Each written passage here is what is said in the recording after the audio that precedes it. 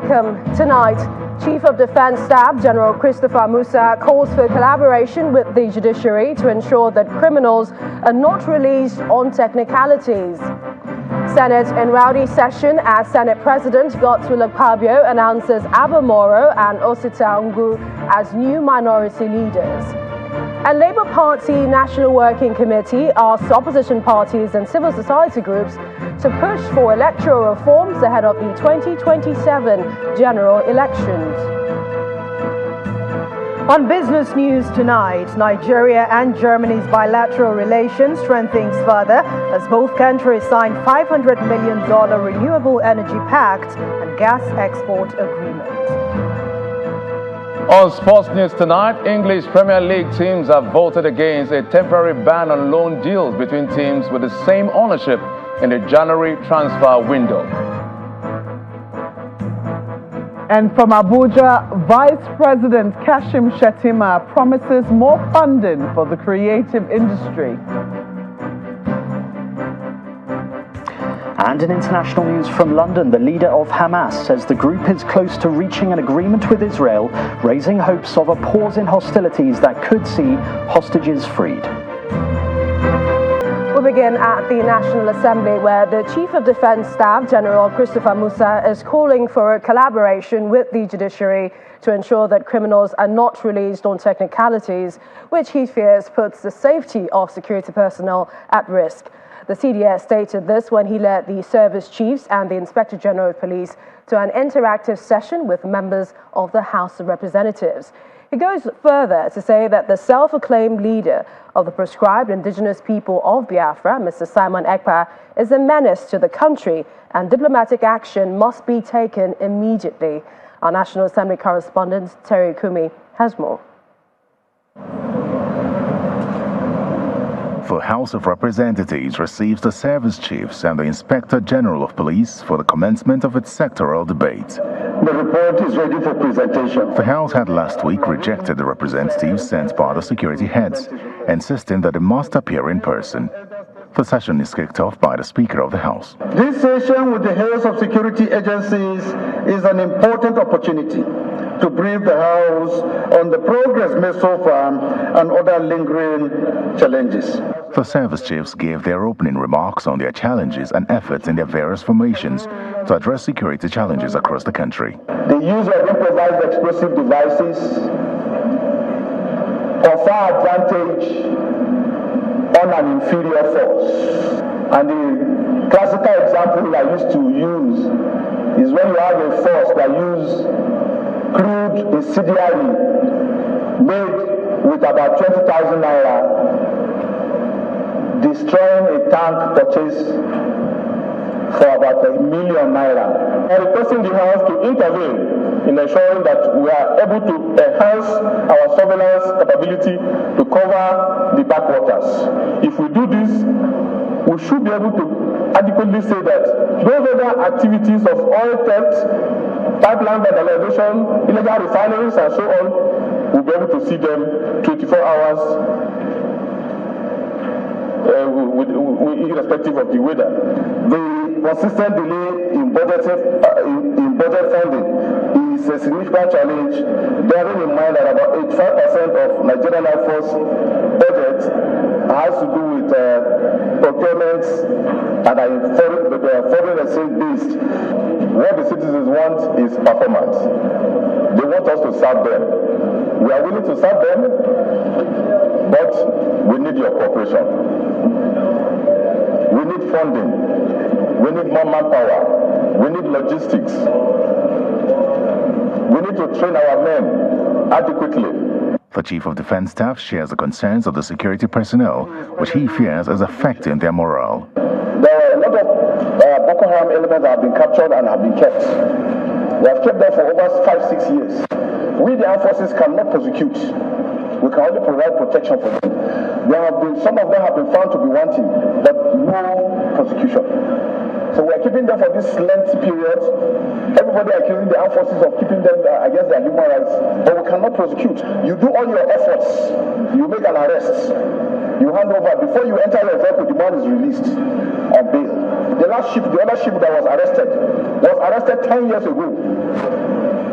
It was arrested, it was handed over, the ship went and changed its name, changed its color, and came back again. 10 years later, we arrested the same ship. The only option we have now is we arrest older and then older quickly. Because the longer we keep it, it becomes a problem. We come under pressure to release it, or when it is released, it is taken back. He also draws attention to the self-acclaimed leader of the indigenous people of Biafra. Samuel Ekpa has become a menace to this country. So the country must act on it diplomatically.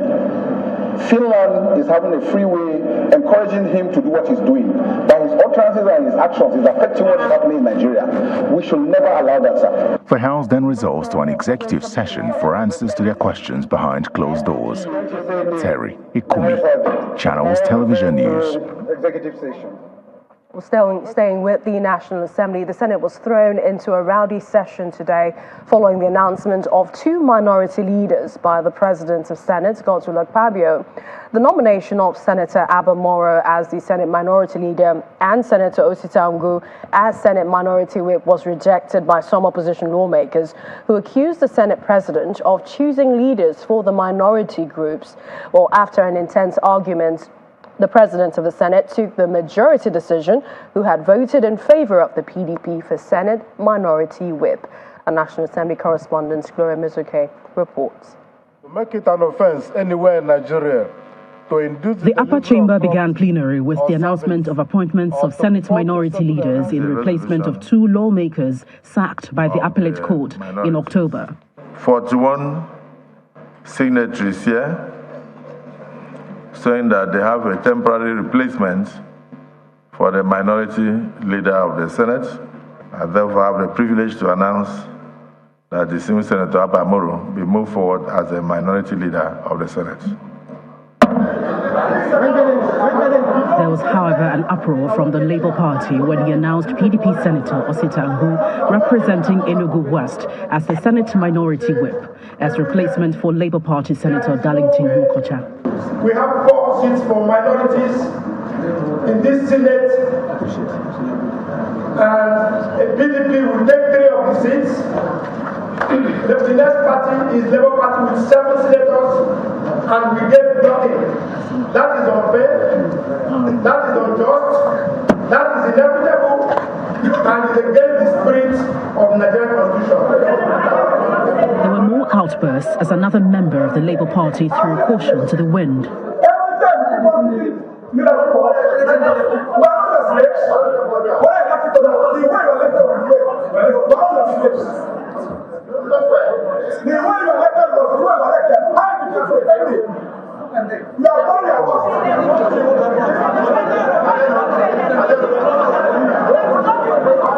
Shouts of order went unheeded before calm was restored.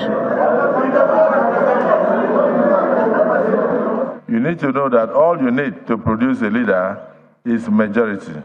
If you are like 48 or 49 and 41 people have signed for Abba Moro, what is the reason why you say the Senate President should not announce? I just want to plead with my colleagues to understand that my job here is not to take individual opinions or to work on the basis of what is convenient to you, but to work on the basis of truth. Meanwhile, the Senate has urged the federal government to immortalize the designer of Nigeria's national flag, Pa Taiwo Akinkunmi, who passed on October 29, 2023. The lawmakers, after the motion moved by Senator Sharafuddin Abiodun representing Oyo South, observed a minute's silence, urging the federal government to conduct a state burial in his honor for his befitting role in the design of the national flag.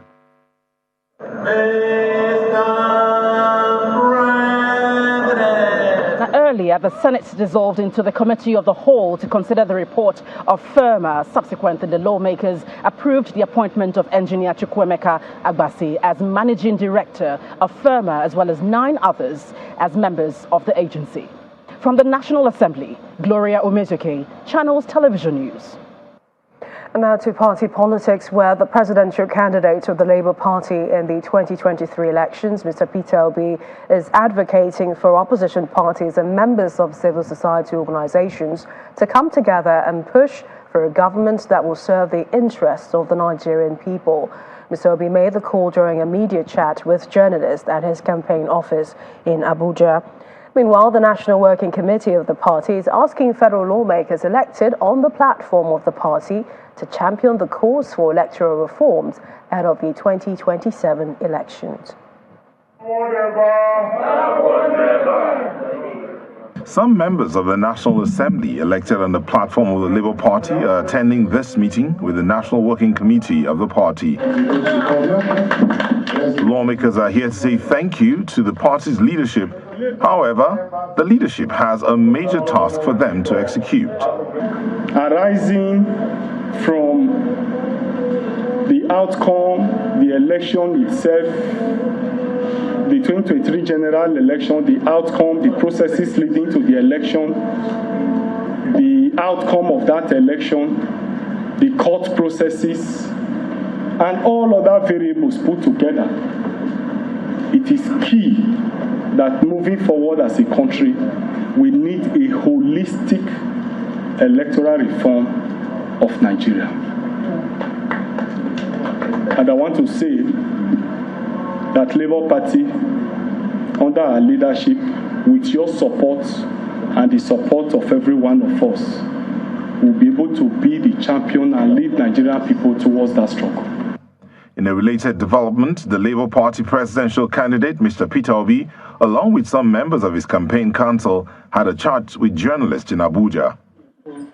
Mr. Obi is advocating that all opposition parties and members of civil society organizations come together and push for a government that will serve the interest of the Nigerian people. Our political compass is heading in the wrong direction. So there's a need for the parties to come together to be able to rescue the situation as it is today. He also speaks on his presidential ambition and the future. People are dying of hunger, and we're talking about the election. What happens in the next election? I've said this publicly. Peter Obi is not desperate to be Nigerian president and desperate to see Nigeria work. The Labour Party is considered a strong opposition in Nigeria, with some political watchers saying it could be a more formidable force to reckon with in 2027 if it goes into a merger with other political parties. And talking about mergers, the leadership of the New Nigeria People's Party, NNPP, says its doors are open for discussions on merger with any political party ahead of the 2027 general elections.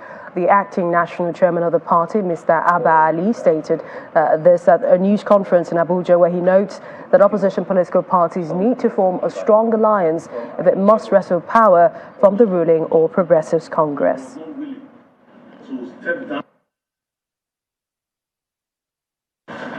Just recently, the former Vice President of the Federal Republic, Atiku Abubakar, was reported to have called for a merger of opposition parties as a way of checkmating the inordinate drive of the ruling APC towards one-party state and protecting our heart-earned democracy. The NNPC sees this call from Atiku Abubakar as patriotic and a welcome development for which we unreservedly commend him. Our party notes that this was the same bold initiative which the opposition parties signed off in 2015 and which enabled the merger that lead to the defeat of the then ruling party, PDP. To that extent, the NNPP is reiterating its position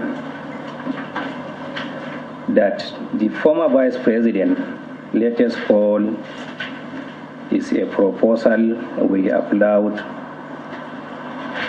wholeheartedly. In part two, after the break, federal government revoked 1,633 mining licenses for failure to pay prescribed annual fees. We'll have that in a moment. Please stay with us.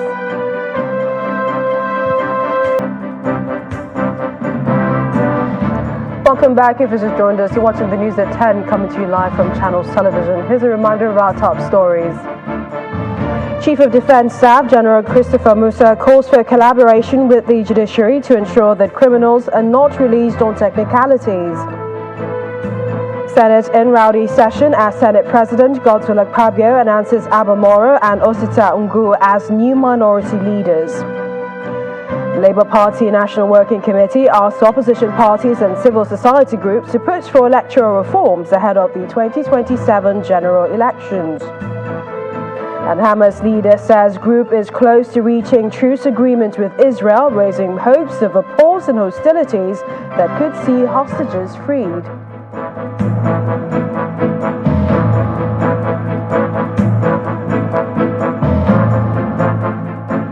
We come to Lagos, where the governor of the state, Mr. Babajide Sanwo-Olu, has been speaking about the discrepancies raised about the procurement process in the state.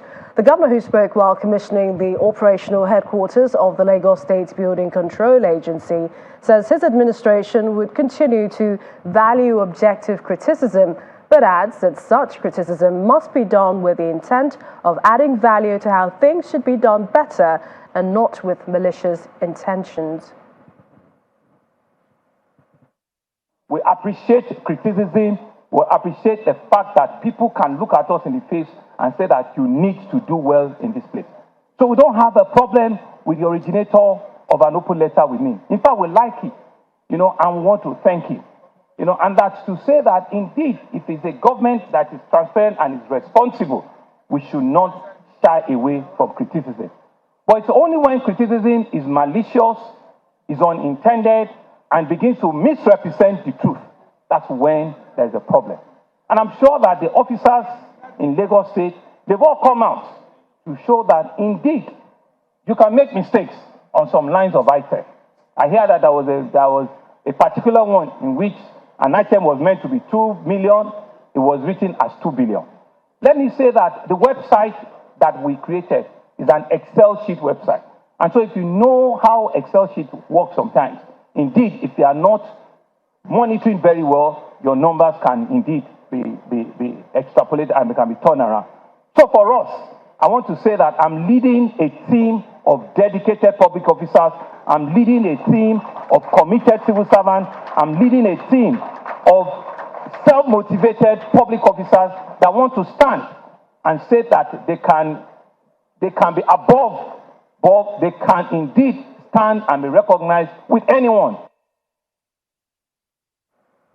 Let's head to the courts now, where the Court of Appeal sitting in Abuja has dismissed the petition filed by the governorship candidate of the Social Democratic Party, Umar Ado, challenging the election of Mr. Amadu Fintiri as Adamawa State Governor.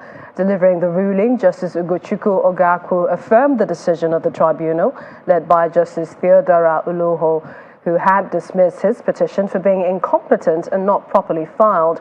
The appellate court held that the appellants did not prove the allegations of corrupt practices and non-compliance to the Electoral Act against INEC. Justice Ogaku said there was no basis to grant the appeal. Mr. Ado and his party had filed a petition at the State Governorship Election Tribunal after Mr. Fintiri was declared winner of the poll.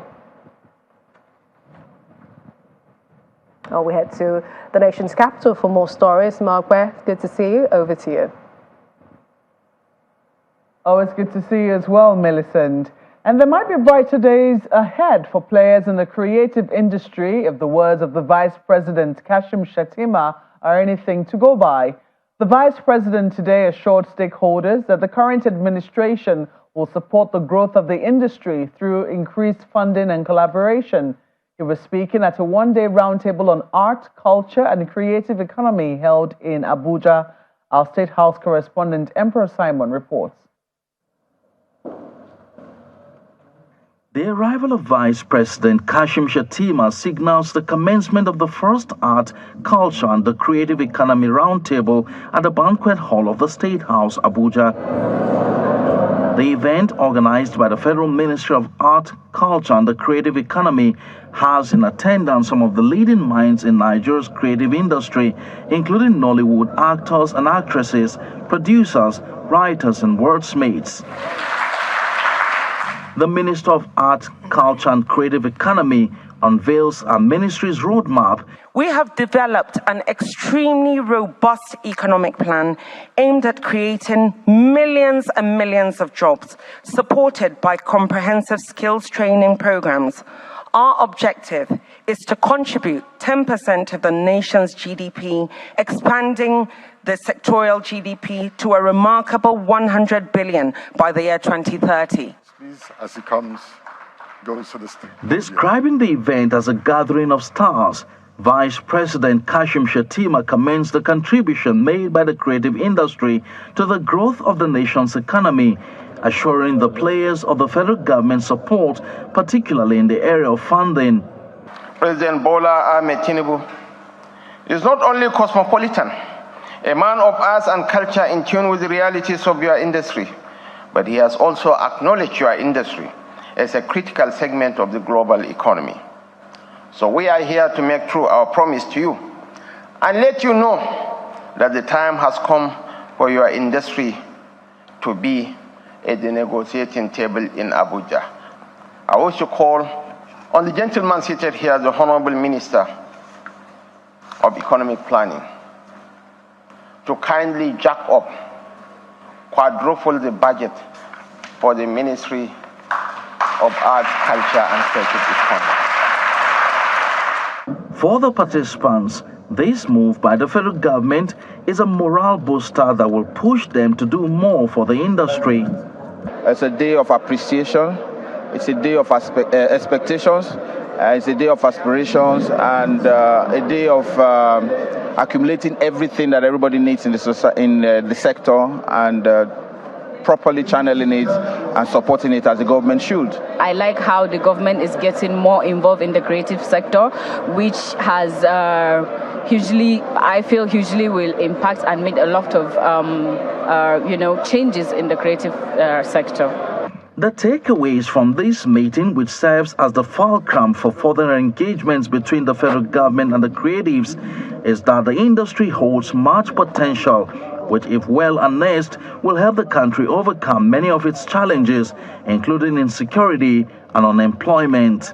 From the presidential villa, Empress Simon, Channels Television News. Well, staying here within the FCT, the Minister of Solid Minerals Development, Mr. Oladele Alake, has announced the revocation of mineral titles of 1,633 holders, with a stern warning to the former title holders to vacate the relevant cadastral immediately. According to him, security agencies, in collaboration with the Mines Inspectorate of the ministry, have been authorized to apprehend any defaulters found in the areas where titles have been revoked. At a media briefing today in Abuja, Mr. Alake explained that the mineral titles were revoked owing to the holders' failure to pay the prescribed annual service fees on time. In compliance with this law, the MCO on October 4, 2023, began the process of revoking 2,213 titles. This included 795 exploration titles, 956 small-scale mining licenses, 364 quarry licenses, and 98 mining licenses. These were published in the Federal Government Gazette, number 178, volume 110 of October 10, 2023, with a notice of revocation for defaulting in the payment of annual service fees. The mandatory 30 days expired on November 10, 2023. In line with the powers conferred on me, therefore, by the NMA, that's the Mining Act 207, Section 5A, I have approved the revocation of the 1,633 titles. I hereby warn the previous holders of these titles to leave the relevant cadastral with immediate effect, as security agencies shall move in and work with the Mines Inspectorate Division of the Ministry to apprehend any defaulter found on any of these areas where titles have been revoked. Still to come on the news at 10, President Bola Tinubu signs a memorandum of understanding with Germany for $500 million worth of renewable energy projects in Nigeria. Plus, Anambra State Governor Chukwuma Soludo presents a budget of 410 billion naira to the State Assembly for the 2024 fiscal year. That's on Business News. Do join us again. Welcome back to the news at 10. We're talking security in the southeast. Succor has come for some families of security operatives who are victims of bandit attack at Ehime Mbano local government area of the state last September, as the state government has now disbursed a sum of 185 million naira to them. During the presentation of the checks to the families, Governor Hope Uzodimma described the incident as an unfortunate one. He's also calling for the support of the citizens in fighting the menace of insecurity. This is not the first time we are appreciating officers who lost their life. We will continue to do that to create motivation and also as an incentive to these men and women who have decided to put their lives in front to protect our state. So while congratulating and commending the officers and their families, I want also to use this opportunity to appreciate the job the work security agencies are doing in Imo State. So we want to thank all of them, the Army, the Navy, the Civil Defense, the Police, the Immigration Service, National Drug Law Enforcement Agency, and other paramilitary organizations who came together to constitute our search and flush operation. So let it be on record that the government and people of Imo State will continue to give you all necessary support and encouragement to ensure that the primary purpose of government, which is security of life and properties, is accomplished and guaranteed by our government. And that's all from our Abuja studios. It's back now to you, Millicent. Thanks, Markwe. And now to some company news. The Simba Group has hit another milestone in the Nigerian automobile sector. The manufacturing giants have unveiled their new TVS King Deluxe CNG tricycle in Benin City, the Edo State capital. The TVS King Deluxe is a 200cc engine tricycle which operates bi-fuel technology using both the regular premium motor spirits PMS and the less economical compressed natural gas CNG. The slogan of TVS King Deluxe tricycle launch is clear. Future of energy consumption is the compressed natural gas, CNG. The Simba Group has brought together its partners, dealers, as well as customers to the unveiling ceremony of the flagship tricycle. Drive CNG. Drive the future.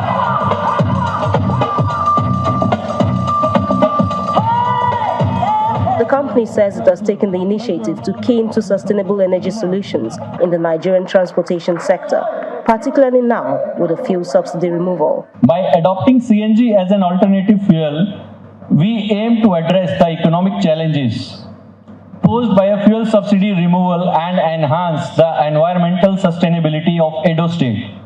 I take immense pride in being part of this transformation journey. Our partnership with TVS is built on a shared vision of transforming communities through innovative, sustainable, and rewarding solutions. For the first time in Nigeria, the TVS King Deluxe CNG tricycle hits the road. Ladies and gentlemen, introducing the future. Ladies and gentlemen, the future is here. Drive CNG! Drive CNG! You said drive the future. Drive CNG!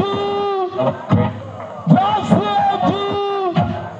The The choice of Edo State as the first is a simple one: proximity to gas. East have the highest reserve of natural gas, and we have the highest filling stations in this state, which will span other states of Nigeria. We are ready because we are the market leaders. The cost of operation is going to be very less because a ballpark figure what we have calculated is a rider in 1 year will save close to 1 million in fuel. The Simba Group says the rollout of the TVS King Deluxe will spread to others. The new TVS King Deluxe CNG tricycle is set to bring benefits to Nigerians, saving up costs in fueling and lesser pollution to the environment, among others.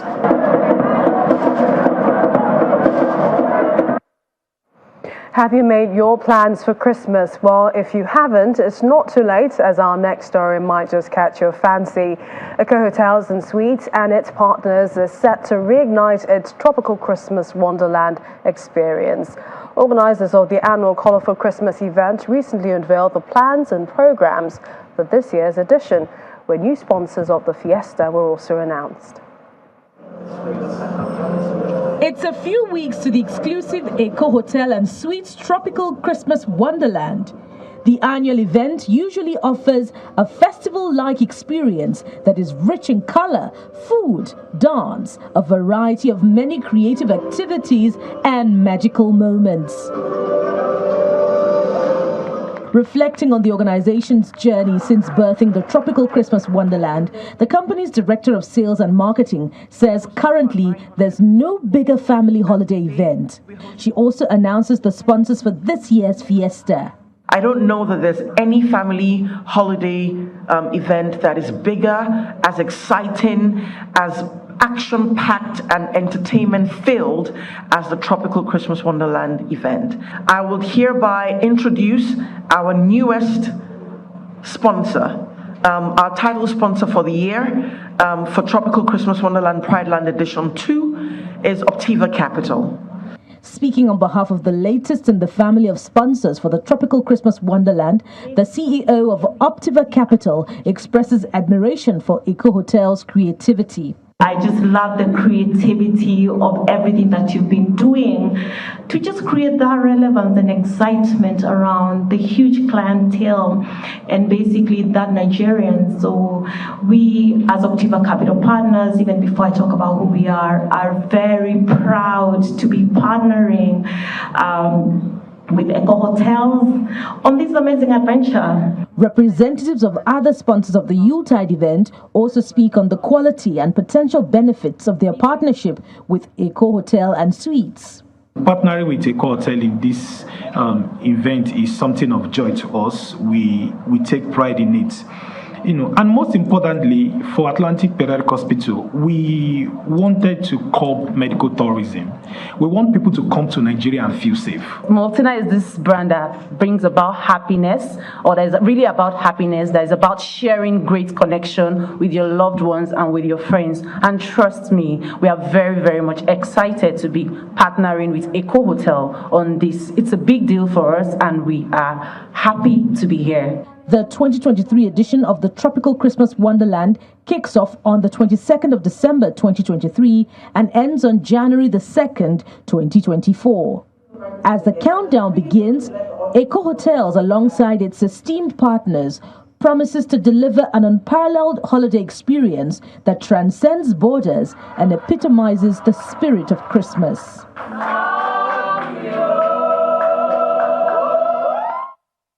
We head to Anambra State, where the governor, Professor Chukwuma Soludo, has presented an appropriation bill of over 410 billion naira for the 2024 fiscal year. Presenting the budget estimate to the State House of Assembly in Awka, the governor explained that there is about 57.8% increase in the present budget compared to the 2023 budget of over 280 billion naira, while the recurrent expenditure accounts for 96.2 billion naira. Capital expenditure is 313.9 billion naira, making up 77% of the entire budget. The governor says with the budget, the state is changing gears towards his administration's promised transformation agenda.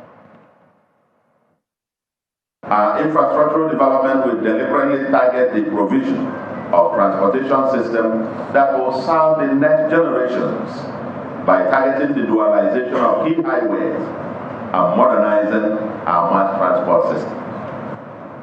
A new electricity market will be created and our security operations will be upgraded with high technology applications, even with barely 4% of the budget for security.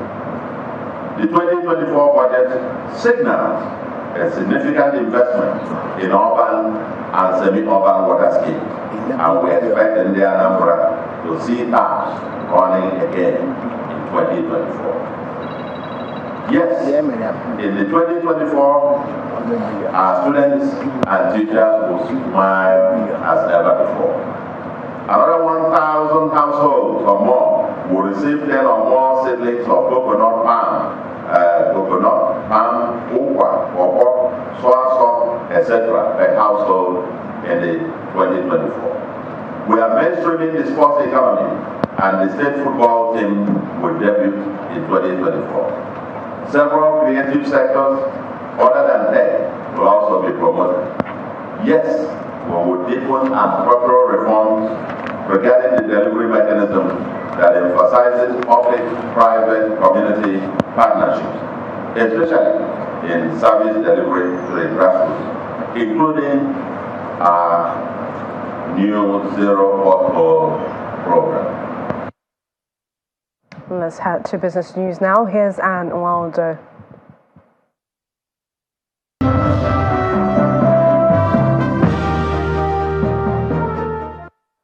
Thank you, Millicent. Hello and welcome to Business News. The growing economic partnership between Nigeria and Germany has witnessed further expansion and strengthening as both countries have now signed two important memorandum of understanding today. And this was evident at the partnership agreement between the Riverside LNG of Nigeria and Johannes Energy Import AG of Germany, first for the export of gas to the European economic powerhouse, and then $500 million worth of renewable energy projects right here in Nigeria. Speaking at the 10th German-Nigeria Business Forum in Berlin, Germany, President Bola Ahmed Tinubu, who witnessed the signing of the two MOUs, said that Nigeria is well primed to attract foreign direct investment due to its resilient democracy.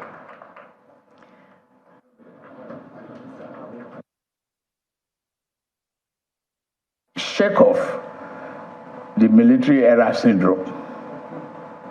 Shake that off. You may have all other news from sections of Africa, but for Nigeria, democracy is there, is here, and we are partners. The relationship that we seek is for all to remove all hurdles to progress, to put Nigerian-German relationship on the first-class seat of development and prosperity. I know you seek no hurdles, you seek no delays. Yes, you might have experienced that in the past.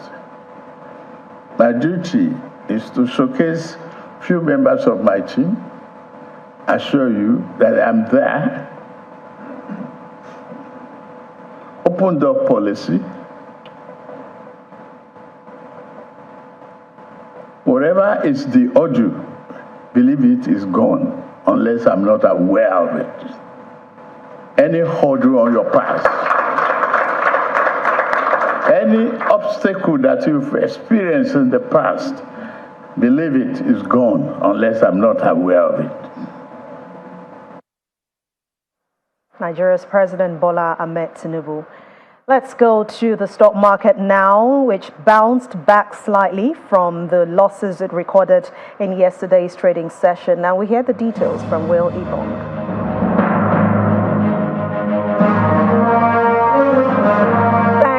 The NGX made a rebound today as analysts expected. The all-share index rose slightly by 0.08%. Now, the rise was boosted by a recovery in the banking sector, up 0.46%. Now, breaking it down, we see major stocks in the banking counter easing out of profit-taking and adding to their share prices.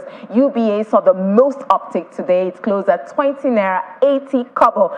Now, however, consumer goods traded down despite the gain in Cadbury, and oil and gas still unchanged in today's session. Mikia, let's take a look at that. Climbed again today, added 10% to share price to close at 6 naira 93 kobo. And analysts say that's because there's not enough supply in the market, as against the 4 billion shares the company said it would list on the NGX. We'll keep an eye on Mikia. Now, Champion Breweries saw itself trading at the basement today with 10% off its share price. And that's the market performance today. Will Ibang signing out.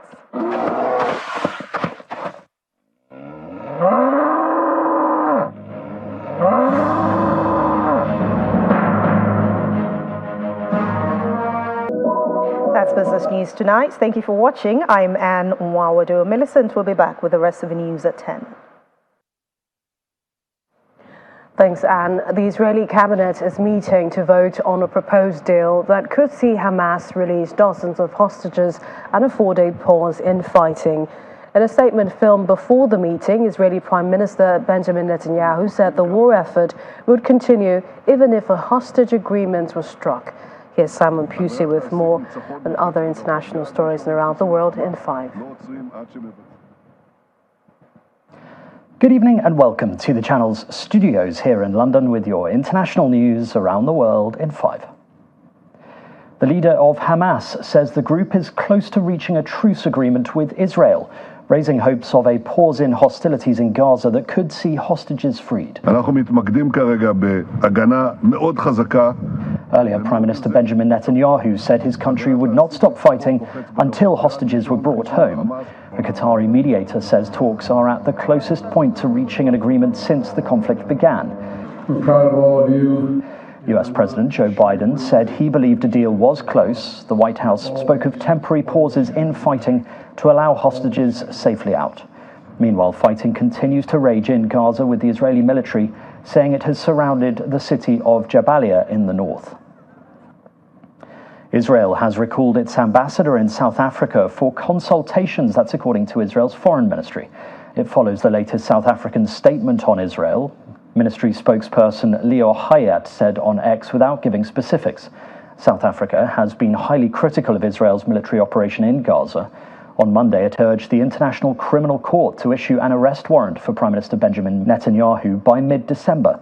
The recall of Israeli ambassador Eliav Berlatovsky comes just before South Africa is due to host a virtual summit of the BRICS group of nations, which includes China and Russia, on the Israel-Hamas war.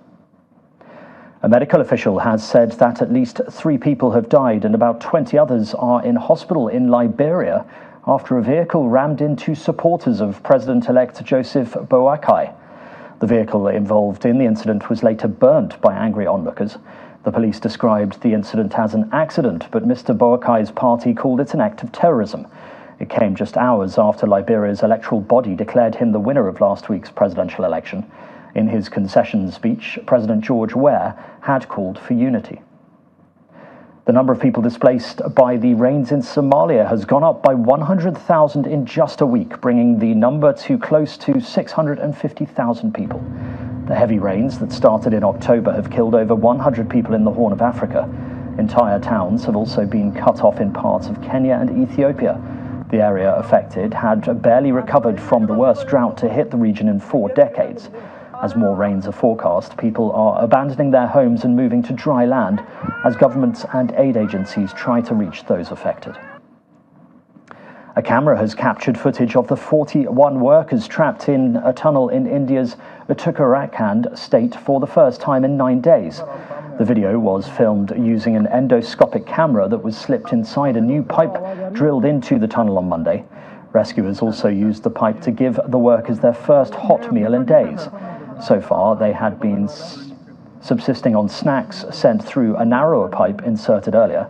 The under-construction tunnel caved in after a landslide.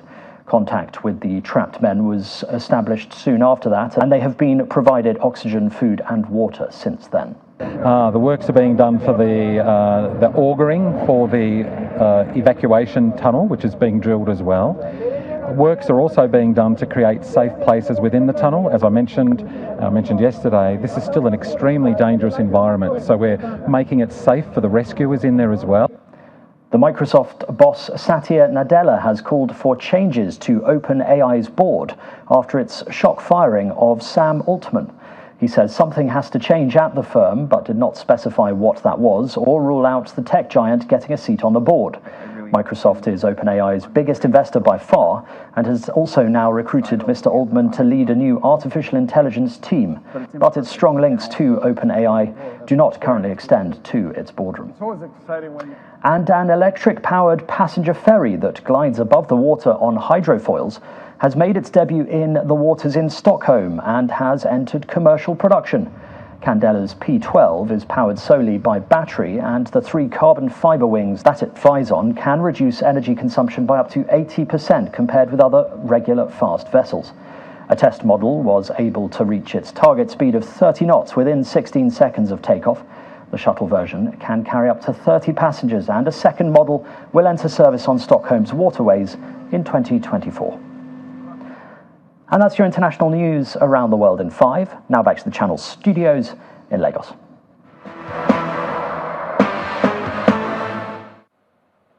Thanks, Simon. And back here, things are getting quite interesting in the 2026 World Cup qualifiers following the latest result from the Super Eagles group that has now thrown the group open for all. Rwanda stunned South Africa 2-0 in a shocking result at the Hughes Stadium earlier today, while Lesotho and Benin Republic played a goalless draw. This means that Rwanda now tops the group with 4 points, closely trailed by South Africa, while Nigeria, Lesotho, and Zimbabwe all have 2 points each. Now, well, despite all of the dicey scenario, the Minister of Sports Development, Senator John Eno, is asking Nigerians to get behind the Super Eagles in their quest to reclaim the Africa Cup of Nations title.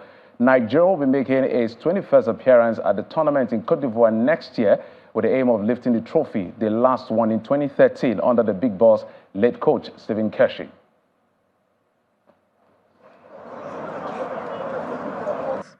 Nigeria has a great football history, taking our players one by one, and we can build a story around them. We can enrich this campaign beyond how much we have thought about it. We can make it catch fire, if you want us to say like that.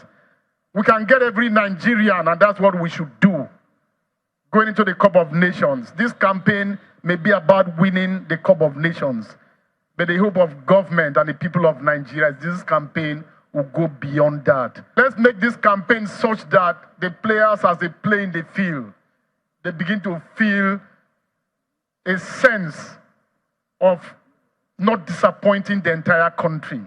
It begins to be for them something that is so frightening to lose because of the quantity of Nigerians that are backing this campaign.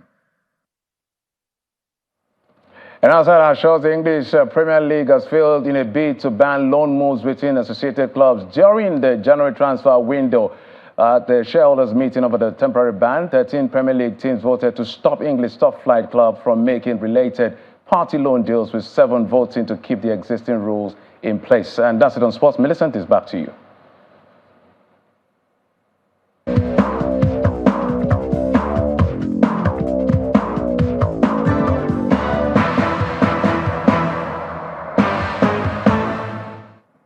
Thanks, Jeffrey. And the main news again.